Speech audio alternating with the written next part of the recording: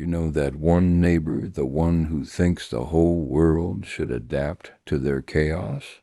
In college, mine was named Kayla. She blasted music at 2 in the morning, laughed in my face when I begged for sleep, and thought she was untouchable. But what she didn't realize is that I knew her greatest weakness, and I weaponized it against her until her late-night concerts stopped for good. If you've ever had a noisy neighbor or someone who thought their fun mattered more than your sanity, you're going to love this story. Hit that subscribe button, smash the like, and drop a comment about the most annoying neighbor you've ever had, because today's story, it's all about justice served loud and clear. I was a sophomore in college back in 2012, and my name's Ethan Miller. I was 20 at the time, just a regular kid from Columbus, Ohio, trying to juggle classes, part-time work, and figuring out life away from home. Nothing glamorous, just the usual stress of being young and broke, but determined to make it through. Our dorm was co-ed by room, which meant guys and girls lived right next door to each other. And unlucky me, the room beside mine belonged to a girl named Kayla. She wasn't evil, let me make that clear, but she was loud, and not just talking on the phone too loudly loud. I'm talking bass thumping, walls rattling, late night, club on campus, kind of loud.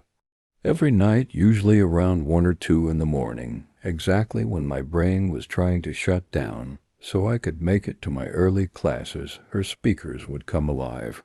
Pop, rap, EDM, sometimes even screamo. It didn't matter. Kayla had this attitude that college was about living life, and if you didn't like it, you were boring. At first, I thought, okay, maybe it's just a phase. Maybe she'll settle in. But night after night, the music kept coming. It wasn't just me.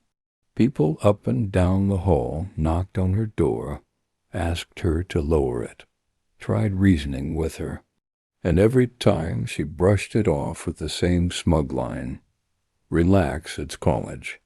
Like our exhaustion was some kind of joke to her. Now, I'm not a confrontational guy. I like to keep things calm, but I'm also not a pushover. And one night, right before one of my biggest exams of the semester, Kayla pushed me to the breaking point. That night, around midnight, when I was already fighting to hold on to every shred of sleep I could get, her music started again. The bass was thudding so hard the posters on my wall were vibrating. My chest literally felt like it had a second heartbeat. I laid in bed, staring at the ceiling, telling myself, maybe she'll turn it off in an hour. Maybe if I just ignore it. But then I thought about the exam waiting for me in the morning, and my frustration boiled over. So I got up, walked next door, and knocked. The door opened, and there she was, grinning like I was part of the entertainment.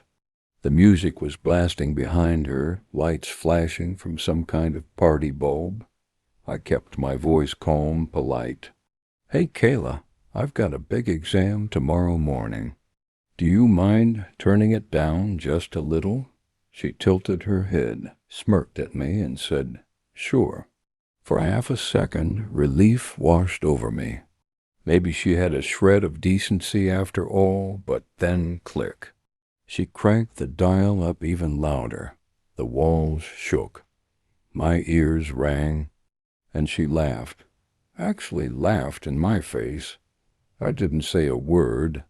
I just turned and walked back to my room, but inside, I was on fire.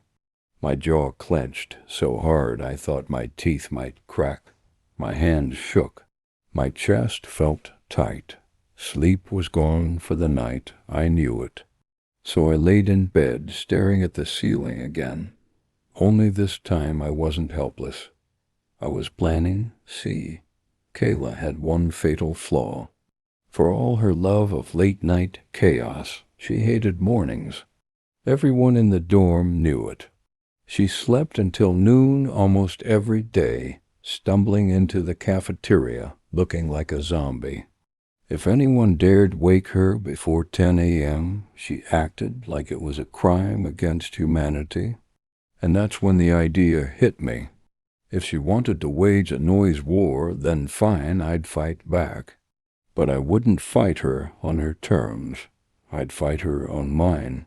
The next morning, after my exam, I marched straight back to my room and set my alarm for 6:30 AMA time, when the dorm was dead silent, when everyone was still in their dreams, and when Kayla was guaranteed to be fast asleep.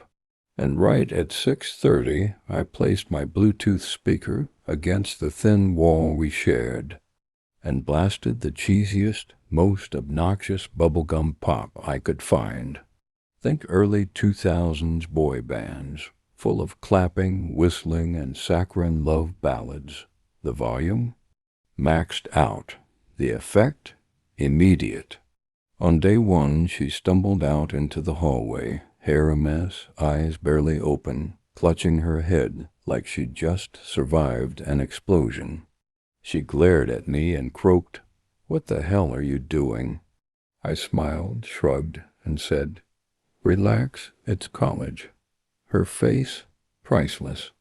Day two, I did it again. This time I added a little flair. I picked the absolute worst, most high-pitched earworms imaginable, the kind that crawl into your brain and refuse to leave. Songs so sweet they felt like cavities forming in real time. She banged on my door. "Turn it off. It's 6:30 in the morning."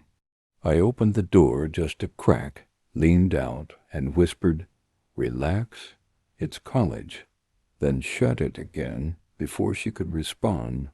By day three, she was practically begging. The girl who once laughed in my face now stood in the hallway, dark circles under her eyes, voice cracking as she pleaded, "Please, I need sleep. Please stop." And I'll be honest, it was hard not to laugh. I kept my expression neutral, but inside, I felt this deep, satisfying calm. Like for once, the scales were balanced. Day four, she tried to fight back. She turned her music on early in the evening, maybe trying to reassert dominance. But when I retaliated the next morning with an extra hour of cheesy pop, she cracked. By day five, the hall was buzzing. Other students noticed how quiet nights had suddenly become. People whispered about how Kayla seemed subdued, less energetic, like maybe she was learning a lesson. And by day seven, the miracle happened. That night, as I crawled into bed, I braced myself for the usual onslaught of bass and noise, but instead, silence, thick, golden silence. For the first time in weeks, I fell asleep to nothing but the faint hum of the building. And it stayed that way. Kayla's late-night concerts were gone, just like that. She never admitted defeat. She never apologized. But she didn't have to, because the absence of noise was all the proof I needed.